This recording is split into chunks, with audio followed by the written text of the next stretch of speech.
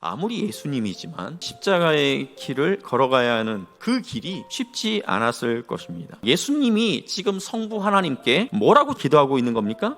아버지요, 제가 꼭 이 십자가의 길을 가야 합니까? 이것 말고 다른 방법이 없겠습니까? 이 잔을 감당하는 것이 너무 고통스럽사오니 이 잔을 마시지 않게 해주세요. 자, 그런데 이런 기도를 예수님께서 한 번만 하신 것이 아니었어요. 같은 내용을 가지고 3번이나 기도하신 거예요. 자, 이것만 보더라도 십자가의 길을 걸어가시는 것이 예수님에게 얼마나 큰 고통인지 우리는 알 수 있습니다. 자, 그런데 육체적인 고통이나 인간적인 수치심만 생각하면 안 된다는 거예요. 그보다 더 큰 고통이 예수님에게 있다라는 거예요. 나의 하나님, 나의 하나님, 어찌하여 나를 버리셨나이까? 예수님께서 십자가에 달리셨을 때 하셨던 말씀이죠. 예수님이 걸어가셔야 할 그 십자가의 길이 어떤 길입니까? 우리 인류의 모든 죄를 대신 짊어지시고 가시는 길, 모든 더럽고 추한 죄가 예수님에게 다 뒤집어 씌워졌다라는 거예요. 그런데 죄만 뒤집어 쓴 것이 아니라 예수님이 그 순간만큼은 그 죄를 지은 사람처럼 취급을 당했다라는 거예요. 마치 예수님이 인신매매범인 것처럼, 성추행범인 것처럼 십자가에 달려있는 동안 그런 취급을 당했다라는 거예요. 하나님께서도 예수님을 그렇게 취급했다라는 것입니다. 예수님이 십자가에 달리는 것은 하나님조차 우리 예수님을 흉악한 죄인처럼 그렇게 취급하면서 주님을 향하여서 고개를 돌려버리잖아요.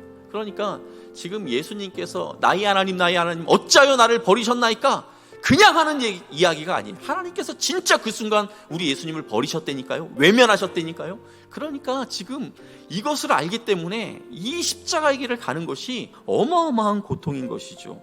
자, 그런데 이 어마어마한 고통을 겟세마네 동산에서 기도하는 가운데 이겨내셨습니다. 일어나라, 함께 가자. 보라, 나를 파는 자가 가까이 왔느니라. 그 십자가의 그 두려움과 고통을 이겨내지 못했다면 아마 예수님은 그 자리를 피하셨을 거예요. 아마 도망치셨을 거예요. 그런데 자신을 잡으러 온 그 사람들을 향하여서 지금 나아가고 있는 것이죠. 자, 우리가 성경에 보면 흥미진진한 사건들이 굉장히 많이 나옵니다. 그래도 머릿속에 가장 생생하게 남는 그 사건, 다니엘이 사자굴에 들어갔지만 살아나오는 사건을 기억하실 거예요. 다니엘이 이 조서에 왕의 도장이 찍힌 것을 알고도 자기 집에 돌아가서는 윗방에 올라가 예루살렘으로 향한 창문을 열고 전에 하던 대로 하루 3번씩 무릎을 꿇고 기도하며 그의 하나님께 감사하였다.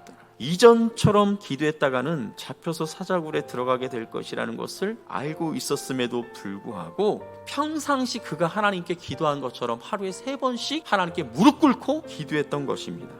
여러분, 만일 이 사건을 영화로 만든다면 어느 장면이 가장 짜릿한 장면이 될까요?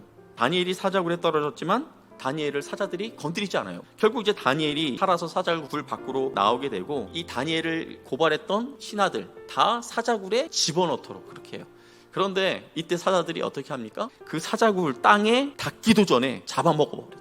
그렇게 말씀하고 있어요. 대부분의 사람들은 아마 이 장면이 클라이막스라고 생각하지 않을까요? 그런데 만일 하나님이 고르신다면 어떤 장면을 뽑으실까요? 왕의 법령이 반포되었기 때문에 이전처럼 똑같이 창문을 열고 기도했다가는 죽는다는 것을 뻔히 알고 있음에도 불구하고 조금의 망설임도 없이 예루살렘으로 향한 그의 창문을 확 열어젖힐 때, 그리고 하나님 앞에 무릎 꿇고 기도하는 이 모습이 아마 우리 하나님께서 꼽을 수 있는 최고의 클라이막스라고 꼽으셨을 것 같아요.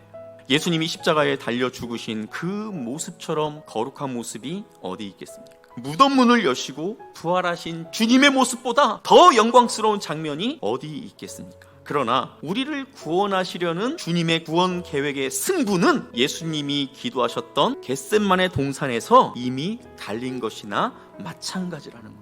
인생의 큰 위기가 찾아왔을 때 자신의 겟세마네 동산에서 하나님께 무릎 꿇고 기도하는 그 순간이 이 다니엘에게 있어서 인생의 승패를 갈라놓는 승부처가 되었음을 믿으시기를 바랍니다. 예수님이 자신 앞에 있는 십자가를 두고 고통하며 기도하고 있는 이 상황에서 제자들은 잠들어 있었습니다. 주님은 잠들어 버린 이 제자들을 흔들어서 깨웠을 거예요. 그리고 먼저 베드로를 책망하셨어요. 네가 1시간도 깨어 있을 수 없더냐. 그러면서 예수님께서 시험에 들지 않도록 깨어 기도할 것을 다시 이 베드로에게 명령하는 것을 보게 됩니다. 베드로뿐만 아니라 우리 역시 깨어있지 않으면 넘어질 수밖에 없어요. 자, 그런데 눈만 뜨고 있다고 깨어있는 것이 아니라는 것이죠. 하나님을 향하고 있는가? 하나님의 뜻을 쫓아가고 있는가? 내가 지금 하나님을 향하여서 기도하고 있는가? 이것을 의미한다는 것이죠. 마음에는 원이로되 육신이 약하도다. 마음은 굴뚝 같은데 육신이 약하기 때문에 깨어 기도하지 않으면 넘어진다라는 거예요. 우리가 자신 있게 약속한 것조차 지키지 못할 정도로 약한 존재라는 거예요. 아무리 마음속으로 의지를 다져보지만 힘든 상황이 찾아오면 금방 두려움에 휩싸여서 쩔쩔매며 어찌할 바를 몰라 합니다. 자, 그러다가도 조금만 또 일이 또 잘 풀리고 형편이 나아지면 세상 모르고 교만해지는 것이 우리의 찐 모습 아니겠습니까? 이러한 우리를 너무 잘 아시기 때문에 우리를 향하여서 이렇게 말씀하신 거예요. 시험에 들지 않도록 깨어 기도하라. 사실 대한민국에 살면서 다니엘과 같은 상황을 우리가 만날 일은 거의 없을 거예요. 자, 그렇지만 이 땅을 살면서 경제적인 어려움이 우리 삶 가운데 찾아올 때가 있죠. 또 부부간의 갈등으로 인해서 가정이 굉장히 어려움을 겪을 수가 있습니다. 또 잘 풀리지 않는 자녀들의 진로라든지 결혼과 출산의 어려움 등등 우리를 힘들게 할 것들은 얼마든지 지금 우리 주변에 널려 있어요. 이런 시대를 살아가고 있는 우리 성도님들에게 제가 추천해주고 싶은 영화가 있어요. 워룸이라는 영화예요. 전쟁하는 방이라는 그런 의미를 갖고 있습니다. 그 엘리자베스가 자기 딸 다니엘이 이제 친구와 자기 집에서 이제 놀면서 하는 이야기를 우연히 듣게 돼요. 나도 니네 집에서 살고 싶다. 우리 엄마 아빠는 맨날 만나면 싸우기만 해. 그러니까 이 이야기를 엄마인 엘리자베스가 딱 듣고 이제 충격을 받은 거예요. 자신의 그 가정에 위기가 찾아왔다라는 것을 이렇게 직감하게 됩니다. 그러던 중 이제 이 엘리자베스가 클라라라는 이제 한 할머니를 만나게 되는데요. 그 클라라 할머니가 자신이 가장 좋아하는 공간 워룸을 엘리자베스에게 소개해줘요. 그러니까 엘리자베스가 이제 이 클라라 할머니와 이제 이야기하는 가운데 도전을 받아서 자기 드레스룸 거기를 이제 비우고 자신의 그 워룸을 만든 거예요. 거기에다 이제 기도 제목도 이렇게 붙이고, 그리고 이제 클라라 그 할머니의 조언대로 정말 이제 가족을 위해서 기도하기 시작을 합니다. 그런데 엘리자베스가 그 워룸에서 기도할 때 놀라운 일이 벌어졌어요. 남편 토니가 그가 했던 좋지 않은 일들이 탄로나면서 회사에서 잘리게 된 거예요. 그러니 남편이 이제 씩씩거리면서 집으로 돌아왔어요. 아내가 자기를 비난할 거라고 생각을 했어요. 그러면서 막 신경질을 내면서 이야기했는데 엘리자베스가 비난은커녕 남편을 위로해 주는 거예요. 이상하게 여긴 그 토니가 그 다음날 집을 둘러보다가 그 기도방 워룸을 발견하고 자기를 위해서 쓴 그 기도의 제목들을 쭉 읽어나가는 거예요. 그러면서 깨닫게 돼요. 아내가 자신이 불륜한 그 사실을 알고 있으면서도 자기에게 따지지 않고 기도하고 있다는 것을 깨닫고 아내에게 자신의 그 모든 죄를 다 고백하면서 용서해달라. 그러면서 이제 그 가정이 회복되어져 가는 그런 영화인데, 이 영화 속에서 그 클라라 할머니가 이 엘리자베스에게 뭐라고 이야기하냐면 전쟁에서 승리하려면 진짜 적이 누구인지를 제대로 알아야 한다라고 그렇게 조언을 합니다. 그러니까 남편이 적인 것처럼 보이지만 사실 남편은 기도해줘야 할 대상이지 그가 진짜 적이 아니라는 거예요. 우리의 씨름은 혈과 육을 상대하는 것이 아니요 통치자들과 권세들과 이 어둠의 세상 주관자들과 하늘에 있는 악의 영들을 상대함이라. 우리 삶에 나타나는 모든 다툼과 분쟁, 배신, 시기와 질투, 이 모든 것들을 조장하고 있는 배후의 세력이 누구인지를 우리는 정확하게 알아야 한다는 거예요. 진정한 적을 알지 못하면 우리는 전쟁에서 이길 수가 없습니다.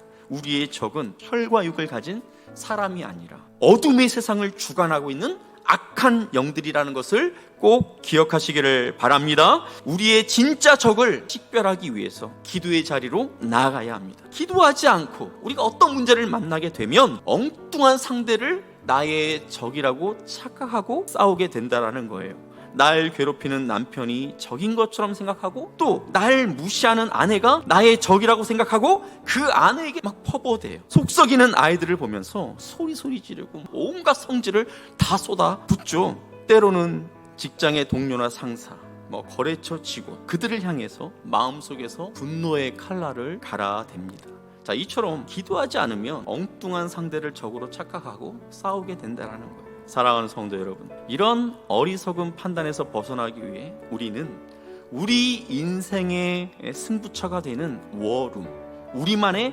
겟세만의 동산으로 나아가야 합니다. 기도는 해도 그만 안 해도 그만이 아닙니다. 자녀를 위해 기도하지 않는다? 죄짓고 있는 거예요. 부모님을 위해서 기도하지 않는다? 죄 짓는 거라는 거예요. 코로나 때문에 뭐 못하겠네, 이런 코로나 핑계 대지 마시고, 개인 공간이 됐든 또 우리 교회 이 예배당이 됐든 그 공간을 여러분만의 겟세마네 동산으로 삼으시고 하나님께 나와 엎드려 부르짖을 수 있기를 바랍니다. 처음에는 내가 무엇을 기도해야 될지 잘 모르겠어요. 무엇부터 기도해야 될지 모르겠어요. 막 속은 무너져 내리고 답답하고. 그런데 한번 부르짖어 기도해 보세요. 겟세마네 동산에서 그 큰 두려움과 고통을 이겨내신 주님께서 우리의 마음을 위로하시며 우리의 기도를 도와주실 것을 믿으시기를 바랍니다. 우리가 기도할 때 우리 인생의 승부가 갈라질 뿐만 아니라 내 사랑하는 자를 위하여 기도할 때 그 사랑하는 자의 인생의 승부가 달라진다라는 것을 꼭 믿으시기를 주님의 이름으로 축복합니다.